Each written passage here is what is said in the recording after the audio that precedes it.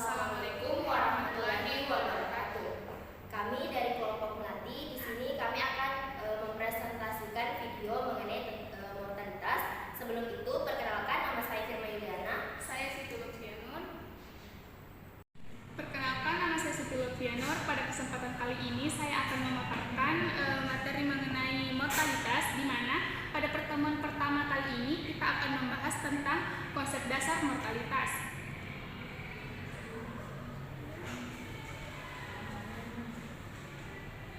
Sebelumnya, kita perlu ketahui apa itu mortalitas. Mortalitas atau kematian merupakan salah satu fenomena atau kependudukan yang dapat mempengaruhi dinamika penduduk.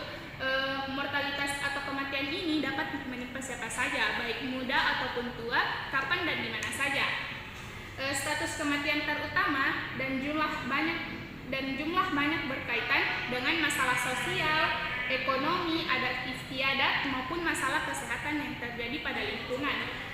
Indikator dari kematian ini berguna untuk memonitor kinerja pemerintah pusat maupun lokal di dalam peningkatan kesejahteraan masyarakat, di mana informasi ini mengenai kematian juga diperlukan untuk kepentingan profesi penduduk guna perencanaan pembangunan untuk selanjutnya.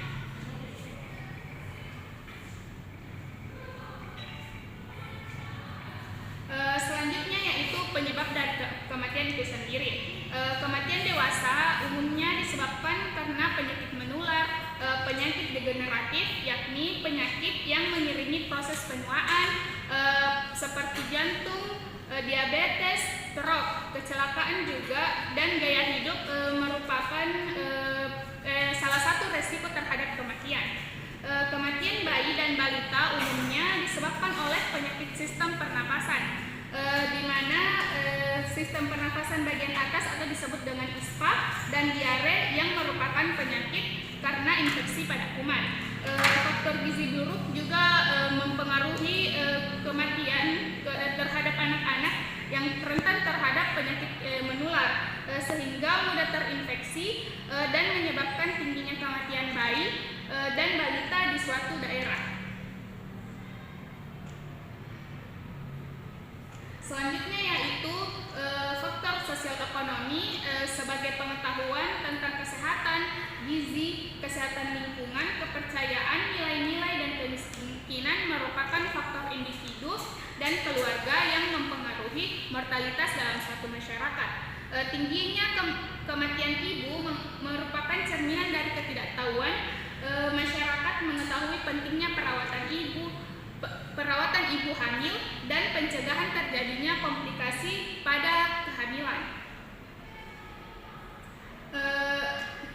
Selanjutnya yaitu komitmen untuk mencapai tujuan, yaitu Sustainable Development Goals atau biasa disingkat dengan SDGs. Ini mulai tahun 2016 SDGs ini 2015 sampai 2030 secara resmi menggantikan Millennium Development Goals MDGs 2000 sampai 2015. SDGs ini berisi seperangkat tujuan transformatif yang disepakati dan berlaku bagi seluruh bangsa tanpa terkecuali, termasuk Indonesia. Terkait dengan kesehatan, tujuan dari SDGs ini nomor 3 di Indonesia yaitu kesehatan yang baik, yaitu menjamin kehidupan sehat dan mendorong kesejahteraan bagi semua orang di segala usia. Selanjutnya yaitu target dari sistem kesehatan nasional di Indonesia, antara lain pada tahun 2030 mengurangi angka kematian ibu hingga 70 per 100.000 kelahiran hidup. Ini merupakan target nomor 3.1, di mana selanjutnya pada tahun 2030 ini mengakhiri kematian bayi dan balita yang dapat dicegah dengan seluruh negara berusaha menurunkan angka kematian bayi atau neonatal setidaknya hingga 12 per 1.000 kelahiran hidup, dan angka kematian balita 25 per 1.000 kelahiran hidup. Ini merupakan target nomor 3.2.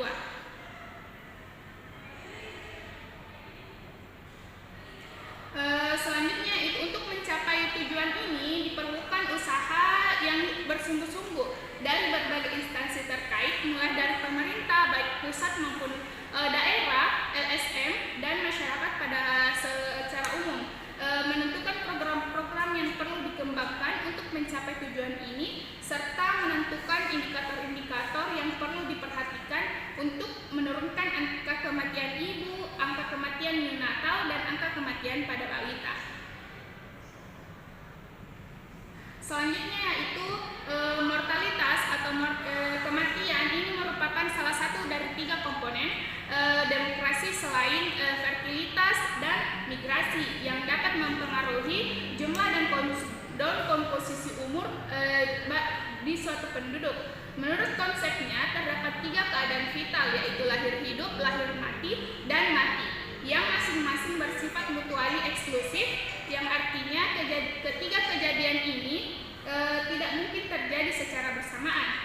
Organisasi Kesehatan Dunia atau WHO mendefinisikan kematian sebagai suatu peristiwa di mana menghilangnya semua tanda-tanda kehidupan secara permanen yang bisa terjadi setiap saat setelah kelahiran hidup. Selanjutnya yaitu Organisasi Kesehatan Dunia atau WHO mendefinisikan ketiga hal tersebut, yaitu yang pertama lahir hidup atau live birth merupakan peristiwa keluarnya hasil konsepsi dari rahim seorang ibu secara lengkap tanpa memandang lamanya kehamilan, dan setelah perpisahan itu terjadi hasil konsepsi bernafas dan mempunyai tanda-tanda hidup seperti denyut jantung, denyut tali pusar, dan gerakan otot.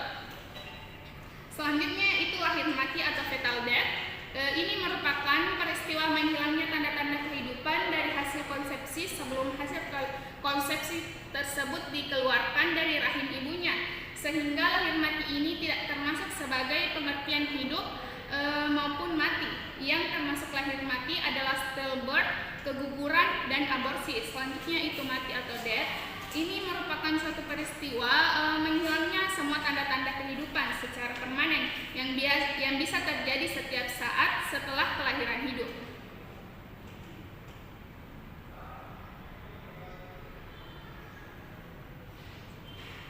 Selanjutnya itu lahir mati atau fetal death itu dibedakan menjadi 2, yaitu stillbirth atau late fetal death, yaitu kematian yang terjadi pada janin yang berusia 20 minggu atau lebih. Sedangkan aborsi itu kematian janin yang terjadi pada kehamilan sebelum 28 minggu, dan terdapat 2 macam aborsi, yaitu spontaneous dan induced.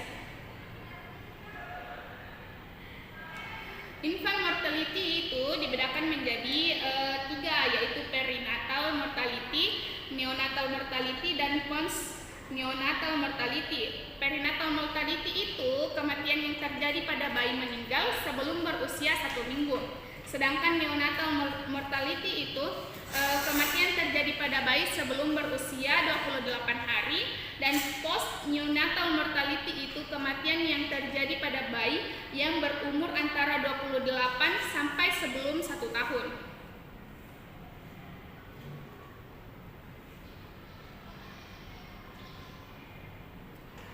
Di sini kita dapat melihat bagian dari definisi kematian bayi, di mana tahap pertama itu terjadi conception atau berhubungan.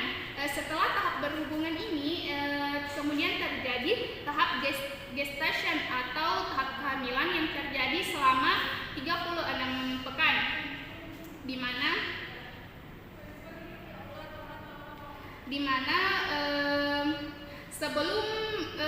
sebelum kelahiran, sebelum bayi itu berusia 28 minggu ini terjadi namanya early fetal death, di mana penyebabnya yaitu aborsi atau keguguran. Setelah kandungan berusia 28 tahun, kematiannya disebut death fetal death. Kemudian kematian bayi lahir selama 1 pekan atau 1 minggu itu disebut dengan perinatal, dan kematian bayi yang lahir setelah 4 pekan atau 1 bulan disebut neonatal, dan kelahiran bayi yang lahir 48 hari atau lebih dari 1 bulan itu disebut dengan post neonatal dan yang lahir melebihi 1 tahun disebut dengan infant period. Terima kasih. Baiklah, di sini selanjutnya kita akan membahas tentang materi mortalitas. Yang pertama itu konsep dasar mortalitas dan yang kedua indikator mortalitas.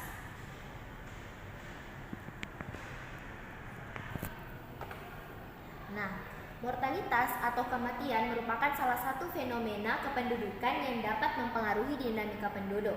Mortalitas atau kematian dapat menimpa siapa saja, tua, muda, kapan dan di mana saja. Kasus kematian terutama dalam jumlah banyak berkaitan dengan masalah sosial, ekonomi, adat istiadat maupun masalah kesehatan lingkungan. Indikator kematian berguna untuk memonitor kinerja pemerintah pusat maupun lokal dalam peningkatan kesejahteraan masyarakat.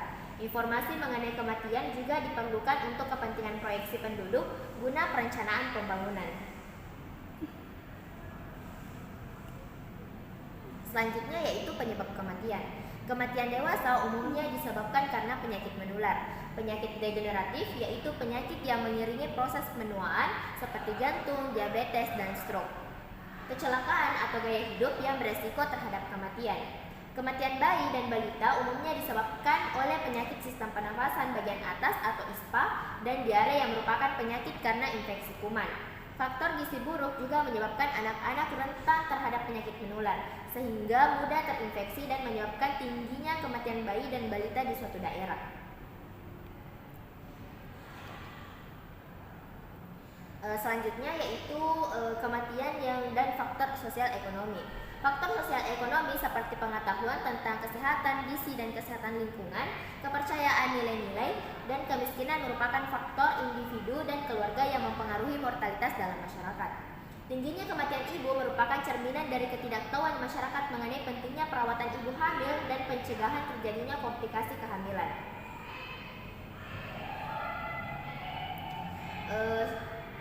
Menurut Sustainable Development Goals atau SDGs mulai tahun 2016 yaitu tahun 2015 sampai 2030 secara resmi menggantikan Millennium Development Goals yaitu MDGs tahun 2000 sampai 2015. SDGs berisi seperangkat tujuan transformatif yang disepakati dan berlaku bagi seluruh bangsa tanpa terkecuali termasuk Indonesia.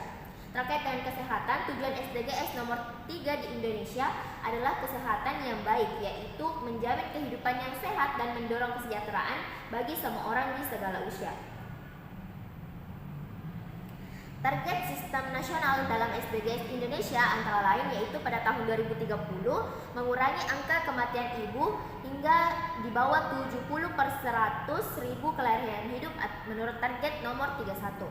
Pada tahun 2030 mengakhiri kematian bayi dan balita yang dapat dicegah dengan seluruh negara berusaha menurunkan angka kematian bayi atau neonatal setidaknya hingga 12/1000 kelahiran hidup dan angka kematian balita 25/1000 kelahiran hidup target 3.2. Untuk mencapai tujuan ini diperlukan usaha yang sungguh-sungguh dari berbagai instansi terkait, mulai dari pemerintah baik pusat maupun daerah, LSM dan masyarakat pada umumnya, menentukan program-program yang perlu dikembangkan untuk mencapai tujuan ini serta menentukan indikator-indikator yang perlu diperhatikan untuk menurunkan angka kematian ibu, angka kematian neonatal dan angka kematian balita. Definisi mortalitas. Mortalitas atau kematian merupakan salah satu dari 3 komponen demografi selain fertilitas dan migrasi yang dapat mempengaruhi jumlah dan komposisi umur penduduk. Menurut konsepnya terdapat 3 keadaan vital yaitu lahir hidup, lahir mati, dan mati yang masing-masing bersifat mutually eksklusif, artinya ketiga kejadian tersebut tidak mungkin terjadi bersamaan. Organisasi Kesehatan Dunia atau WHO mendefinisikan kematian sebagai suatu peristiwa menghilangnya semua tanda-tanda kehidupan secara permanen yang bisa terjadi setiap saat setelah kelahiran hidup. Organisasi Kesehatan Dunia atau WHO mendefinisikan 3 hal tersebut sebagai berikut. Yang pertama itu lahir hidup atau live birth adalah peristiwa lahir keluarnya hasil konsepsi dari rahim seorang ibu secara lengkap tanpa memandang lamanya kehamilan dan setelah perpisahan itu terjadi hasil konsepsi bernafas dan mempunyai tanda-tanda hidup seperti denyut jantung, denyut tali pusat, dan gerakan otot. Lahir mati atau fetal death adalah peristiwa menghilangnya tanda-tanda tanda-tanda kehidupan dari hasil konsepsi sebelum hasil konsepsi tersebut dikeluarkan dari rahim ibunya, sehingga lahir mati ini tidak termasuk sebagai pengertian hidup maupun mati.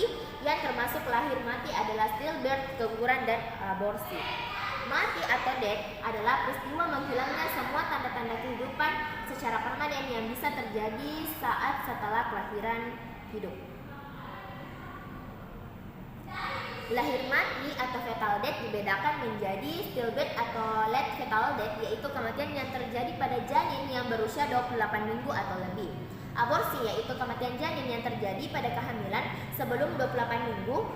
Ada dua macam aborsi, yaitu spontaneous dan induced. Infant mortality dibedakan menjadi prenatal mortality adalah kematian yang terjadi pada bayi meninggal sebelum berusia 1 minggu. Secara teori, prenatal mortality terdiri dari stillbirth ditambah dengan kematian bayi yang meninggal sebelum berusia 1 minggu. Neonatal mortality adalah kematian yang terjadi pada bayi berumur 28 hari. Postneonatal mortality adalah kematian yang terjadi pada bayi yang berumur antara 28 hari sampai sebelum 1 tahun. Di sini adalah bagian definisi kematian bayi, di mana di sini adalah konsepsi atau perhubungan. Selanjutnya yaitu gestation atau kehamilan yang terjadi selama 26 minggu dan sebelum itu terjadi 28 minggu yang disebut dengan early fetal death yang disebabkan oleh aborsi dan keguguran. Dan setelah 28 minggu itu terjadi lahir mati yang disebut dengan late fetal death. Dan kematian itu yang terjadi selama 1 minggu disebut dengan perinatal, dan yang terjadi selama 4 minggu atau 1 bulan itu neonatal. Yang terjadi secara postneonatal itu terjadi ketika setelah 1 bulan atau 1 bulan lebih, dan infant periode yaitu terjadi selama 1 tahun. Baiklah, selanjutnya kita masuk ke materi indikator mortalitas. Ada berbagai macam ukuran kematian, mulai dari yang paling sederhana yaitu jumlah absolut, contoh jumlah kematian di kota A pada tahun 2010 sebesar 2000 jiwa, sampai yang cukup kompleks. Perlu dicatat bahwa keadaan kematian satu penduduk tidaklah dapat diwakili oleh satu angka tunggal saja. Biasanya berbagai macam ukuran kematian dipakai sekaligus untuk mencerminkan keadaan kematian penduduk secara keseluruhan. Untuk lebih mudah membandingkan antar waktu atau antar daerah, banyak ukuran kematian yang menggunakan ukuran atau angka atau rate maupun rasio atau ratio.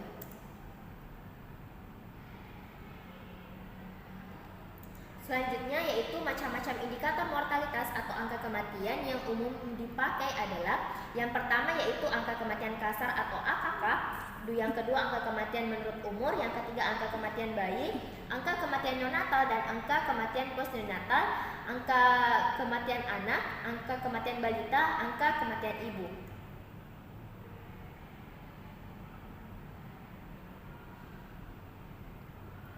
Selanjutnya yaitu angka kematian kasar atau AKK. Adapun konsep dasarnya, angka kematian kasar adalah angka yang menunjukkan besar kematian yang terjadi pada 1 tahun tertentu pada setiap 1000 penduduk. Angka ini disebut kasar sebab belum memperhitungkan umur penduduk. Penduduk tua mempunyai risiko kematian yang lebih tinggi dibanding dengan penduduk yang masih muda. Adapun kegunaan dari angka kasar ini, yaitu angka kematian kasar ini adalah indikator sederhana yang tidak memperhitungkan pengaruh umur penduduk. Jika tidak ada indikator kematian yang lain, angka ini berguna untuk memberikan gambaran mengenai keadaan kesejahteraan penduduk pada suatu tahun yang bersangkutan. Apabila dikurangkan dari angka kelahiran kasar akan menjadi dasar perhitungan pertumbuhan penduduk alamiah. Adapun definisinya dari angka kematian kasar adalah angka yang menunjukkan banyaknya kematian per 1000 penduduk pada pertengahan tahun tertentu di suatu wilayah tertentu. Di mana di sini ada CDR yaitu growth death rate atau angka kematian kasar sama dengan D yaitu jumlah kematian atau death pada waktu tertentu dibagi P yaitu jumlah penduduk pada pertengahan tahun tertentu dikali K yaitu bilangan konstan yaitu 1000.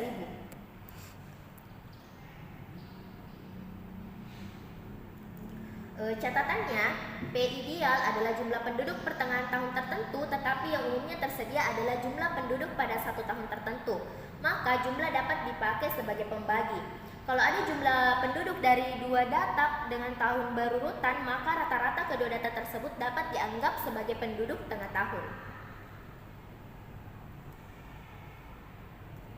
Adapun contoh dari angka kematian kasar yaitu CDR sama dengan 1,524 juta per 238.518 juta dikali 1000 menghasilkan 6,4 dari angka kematian kasar. Berdasarkan hasil sensus penduduk 2010 tercatat sebanyak 1,524 juta kematian, sedangkan jumlah penduduk pada tahun tersebut diperkirakan sebanyak 2.338.518 juta jiwa, sehingga angka kematian kasar yang terhitung adalah sebesar 6,4. Artinya pada tahun 2010 terdapat 6 atau 7 kematian untuk tiap 1000 penduduk. Selanjutnya, ukuran ini memberikan hasil yang lebih baik dibanding CDR karena sudah memperhitungkan pengaruh struktur umur penduduk. Dengan menggunakan ukuran ini dapat dilakukan perbandingan tingkat kematian untuk kelompok umur yang berbeda atau melihat perubahan tingkat kematian pada kelompok umur yang sama pada waktu yang berbeda. ASDR dapat dibandingkan antara wilayah terutama pada umur-umur tertentu menjadi isu.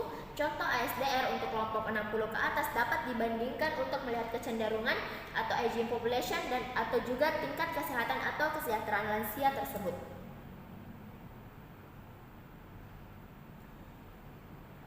Di sini angka kematian menurut umur. Adapun definisinya, angka kematian kasar adalah angka yang menunjukkan banyaknya kematian per 1000 penduduk pada pertengahan tahun tertentu di suatu wilayah tertentu, di mana ASDRI adalah angka kematian menurut umur, DI yaitu jumlah kematian atau death orang-orang pada kelompok umur I pada tahun tertentu, dibagi P yaitu jumlah penduduk kelompok umur I pada pertengahan tahun tertentu, dikali K yaitu bilangan konstan 1000.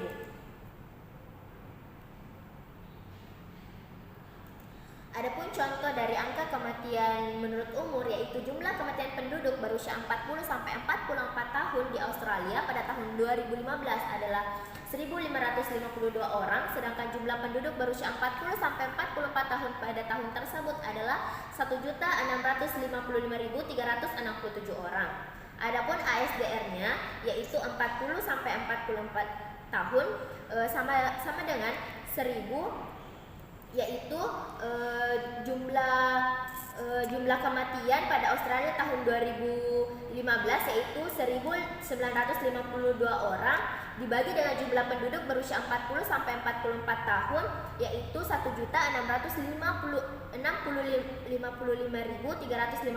dikali dengan 1000 menghasilkan 1,18. Artinya pada tahun 2015 di Australia di antara 1000 penduduk berusia 40 sampai 44 tahun terdapat sekitar 1 dan 2 orang tidak berhasil mencapai usia tepat yaitu 75 tahun. 45 tahun. Di sini adalah jumlah kematian sejak 1 Januari 2009 menurut kabupaten atau kota dan umur kematian, di mana umur 0 sampai dengan 24 tahun itu angka kematiannya itu tinggi dan umur 25 sampai 49 itu rendah dan umur 50 sampai 75 itu tinggi menurut ASDR. Adapun grafiknya yaitu angka kematian spesifik menurut umur ASDR, tren mortalitas menurut kelompok umur di Jepang, Finlandia, USA, Kanada dan Cina tahun 1960 dapat dilihat grafiknya. Di sini angka kematian bayi atau AKB 0 tahun. Konsep dasar kematian bayi adalah kematian yang terjadi antara saat setelah bayi lahir sampai bayi belum berusia tepat 1 tahun. Banyak faktor yang dikaitkan dengan kematian bayi. Secara garis besar dari sisi penyebab kematian bayi ada 2 macam, yaitu endogen dan eksogen. Kematian bayi endogen atau yang umum disebut dengan kematian neonatal adalah kematian bayi yang terjadi pada bulan pertama setelah dilahirkan. Pada umumnya disebabkan oleh faktor-faktor yang dibawa anak sejak lahir yang diperoleh dari orang tuanya pada saat konsepsi atau didapat selama kehamilan. Kematian bayi atau eksogen atau yang biasa disebut dengan kematian postneonatal adalah kematian bayi yang terjadi setelah usia 1 bulan sampai menjelang usia 1 tahun, yang disebabkan oleh faktor-faktor yang berkaitan oleh pengaruh lingkungan luar. Di sini angka kematian bayi AKB, kegunaan angka kematian bayi dan balita. Angka kematian bayi menggambarkan keadaan sosial ekonomi masyarakat di mana angka kematian itu dihitung. Angka kematian bayi mencerminkan tingkat kesehatan ibu karena penyakit yang dibawa oleh bayi sejak dalam kandungan ibu memiliki resiko untuk menyebabkan kematian pada bayi. Kegunaan angka kematian bayi untuk pengembangan perencanaan berbeda antara kematian neonatal dan kematian bayi yang lain. Karena kematian neonatal disebabkan oleh faktor endogen yang berhubungan dengan kehamilan, maka program-program untuk mengurangi angka kematian neonatal adalah yang bersangkutan dengan program pelayanan kesehatan ibu hamil, misalnya program pemberian tablet FE atau zat besi dan suntikan anti tetanus.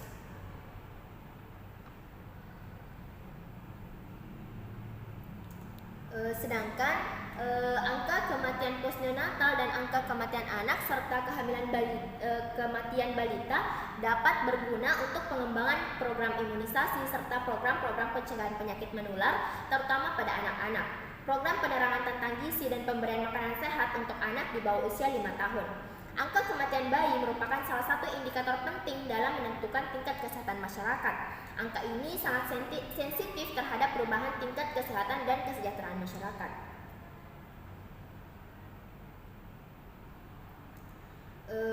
Di sini adalah angka kematian bayi atau AKB adalah banyaknya kematian bayi berusia di bawah 1 tahun per 1000 kelahiran hidup pada 1 tahun tertentu.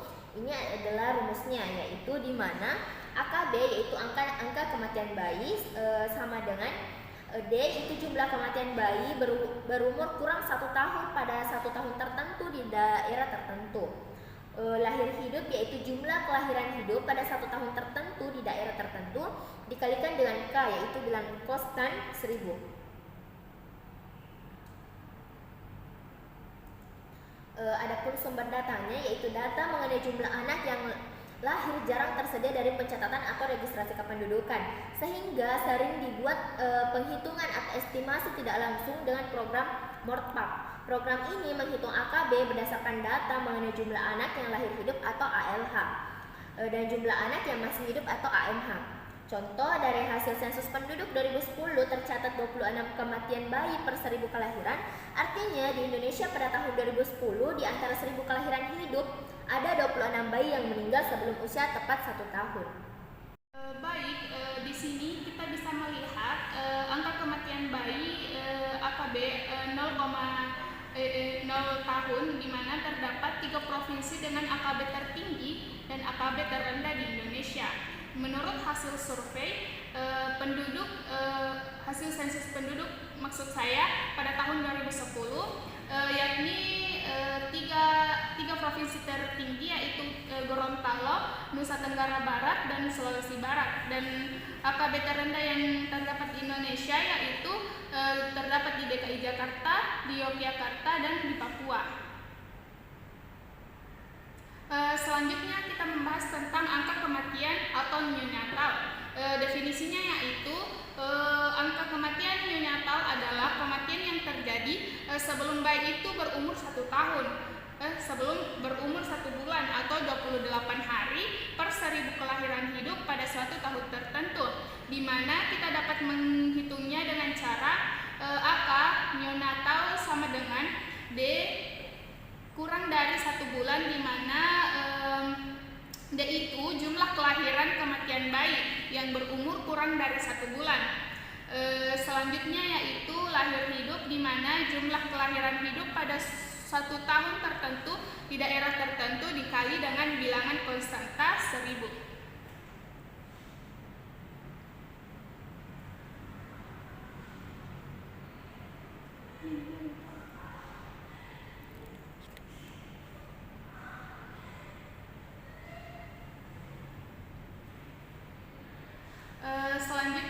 yaitu kita bisa lihat di sini angka kematian neonatal, postneonatal, dan kematian bayi untuk periode 10 tahun sebelum survei menurut karakteristik sosial ekonomi, di mana di sini kita lihat kematian neonatalnya, kematian postneonatal, dan kematian bayinya. Dan karakteristik latar belakangnya itu terdapat banyak, yaitu pertama daerah tempat tinggal, pendidikan ibu, dan kuil kekayaan. Selanjutnya yaitu angka kematian anak atau AK, di mana berumur 1 sampai 4 tahun, di mana anak ini adalah penduduk yang berusia 1 tahun sampai menjelang 5 tahun, atau tepatnya 1 tahun sampai dengan 4 tahun 11 bulan atau 29 hari, sama dengan 1 sampai 4 tahun. Angka kematian anak ini mencerminkan kondisi kesehatan lingkungan yang langsung mempengaruhi tingkat kesehatan anak. Angka kematian anak yang akan tinggi bila terjadi keadaan salah gizi atau gizi buruk, kebersihan diri dan kebersihan lingkungan yang buruk, tingginya prevalensi penyakit menular pada anak, atau kecelakaan yang terjadi di dalam atau sekitar rumah. Indikator ini sering digunakan untuk menunjukkan tingkat kemiskinan dibandingkan dengan angka kematian bayi.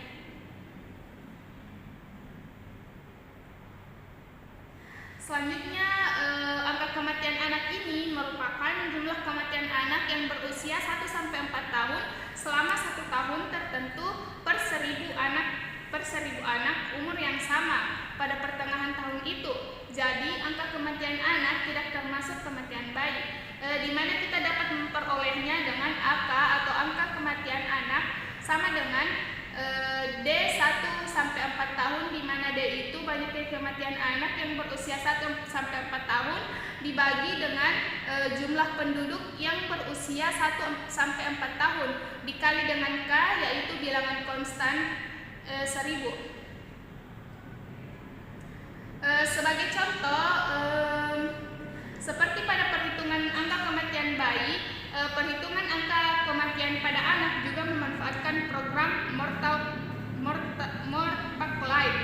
Berdasarkan hasil SDKI 2012, diperoleh perkiraan angka kematian anak yang berusia 1 sampai 4 tahun sebesar 9 per 1000 anak yang berusia 1 sampai 4 tahun dengan referensi waktu 5 tahun sebelum survei. Artinya, pada periode tahun 2008 sampai 2012, di antara 1000 anak yang berumur antara 1 sampai 4 tahun itu, terdapat 9 orang diantaranya tidak dapat mencapai usia tepat 5 tahun. Selanjutnya yaitu angka kematian balita atau AKBA, yaitu 0 sampai 4 tahun, di mana anak balita ini di bawah umur 5 tahun merupakan semua anak yang termasuk bayi yang baru lahir yang berusia 0 sampai menjelang 5 tahun, tepatnya berusia 4 tahun 11 bulan 29 hari. Pada umumnya ditulis dengan notasi 0 sampai 4 tahun. Di mana angka kematian balita ini merupakan jumlah kematian anak yang berusia 0 sampai 4 tahun selama 1 tahun tertentu per 1000 anak umur yang sama pada pertengahan tahun itu, termasuk kematian bayi. Di mana kita bisa menghitungnya dengan rumus seperti ini, yaitu angka kematian balita sama dengan D 0 sampai 4 tahun, di mana D ini banyaknya kematian anak yang berusia 0 sampai 4 tahun, dan P itu jumlah penduduk yang berusia 0 sampai 4 tahun pada pertengahan tahun tertentu di daerah tertentu pula, dan K ini bilangan konstan yaitu 1000. Sebagai contoh, menurut data SDKI 2012 diperoleh perkiraan angka kematian balita sebesar 40 per 1000 balita dengan referensi waktu 5 tahun sebelum survei. Artinya pada tahun kalender 2008 sampai 2012 ini setiap 1000 balita yang umurnya 0 sampai 4 tahun, di mana 11 bulan 29 hari terdapat 40 anak diantaranya tidak berhasil mencapai umur tepat 5 tahun. Di sini kita bisa lihat tabel angka kematian anak dan balita untuk periode 10 tahun sebelum survei menurut karakteristik sosial ekonomi, di mana ini merupakan kematian anak 0 sampai 4 tahun kematian, dan ini merupakan kematian balita. Selanjutnya yaitu angka kematian ibu atau AKIR. Menurut International Classification of Disease atau ICD, pada tahun 1979 kematian ibu ini merupakan kematian perempuan pada saat hamil atau kematian dalam kurun waktu 40 hari sejak terminasi kehamilan tanpa memandang lamanya kehamilan atau tempat persalinan. Kematian ini biasa disebabkan karena penyakit yang berkaitan dengan kehamilan atau memburuk akibat kehamilan, atau karena pertolongan kelahiran yang tidak tepat. Kematian maternal tidak termasuk kematian karena kecelakaan atau kelalaian. Definisi dari AKI atau angka kematian ibu ini merupakan banyaknya kematian perempuan pada saat hamil atau selama 42 hari sejak terminasi kehamilan tanpa memandang lama dan tempat persalinan yang disebabkan karena kehamilannya atau pengelolaannya dan bukan karena sebab-sebab lain per 100.000 kelahiran hidup. Kegunaan dari angka kematian ibu ini yaitu informasi mengenai tingginya MMR akan bermanfaat untuk pengembangan program peningkatan kesehatan reproduksi, terutama pelayanan terhadap kehamilan dan membuat kehamilan yang aman bebas risiko tinggi atau making pregnancy safer. Program peningkatan jumlah kelahiran yang dibantu oleh tenaga kesehatan, penyiapan sistem rujukan dan penanganan komplikasi kehamilan, penyiapan keluarga dan suami siaga dalam menyongsong kelahiran, dan semuanya bertujuan untuk mengurangi angka kematian ibu dan meningkatkan derajat kesehatan pada reproduksi. Selanjutnya itu angka kematian ibu ini menunjukkan frekuensi perempuan usia produktif yang terekspos resiko mati akibat kehamilan atau kelahiran. Ini menurut Rowland pada tahun 2003. Jumlah perempuan umur 15 sampai 49 tahun ini disebut juga person years lived exposed to risk, yaitu jumlah orang yang mempunyai resiko mengalami kematian karena kehamilan atau kelahiran. Ini sesuai dengan definisi kematian ibu. Baik angka kematian ibu atau AKI dapat dihitung dengan menggunakan formula. AKI itu sama dengan jumlah kematian ibu pada tahun tertentu dibagi jumlah perempuan berusia 15 sampai 49 tahun dikali konstanta 1000. Selanjutnya, angka kematian ibu dapat diubah menjadi rasio kematian ibu atau MMR ratio dan dinyatakan per 100.000 kelahiran hidup dengan membagi angka kematian dengan angka fertilitas umum. Dengan cara ini diperoleh rasio kematian ibu atau kematian maternal per 100.000 kelahiran, di mana ini dapat dihitung dengan menggunakan formula RKI sama dengan jumlah kematian ibu pada tahun tertentu dibagi jumlah kelahiran hidup pada tahun tertentu dikali konstanta.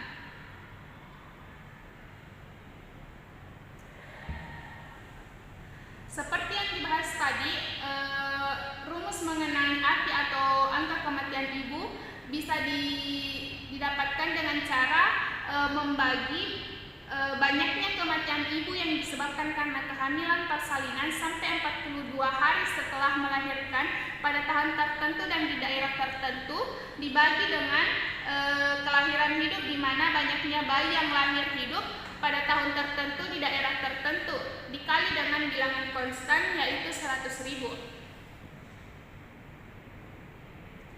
Sebagai contoh, berdasarkan data SDKI 2012, angka kematian ibu atau maternal mortality rate di Indonesia itu pada periode 2008 sampai 2012 sebesar 359 per 100.000 kelahiran hidup. Keterbatasannya ini AKI sulit dihitung karena untuk menghitung AKI dibutuhkan sampel yang besar.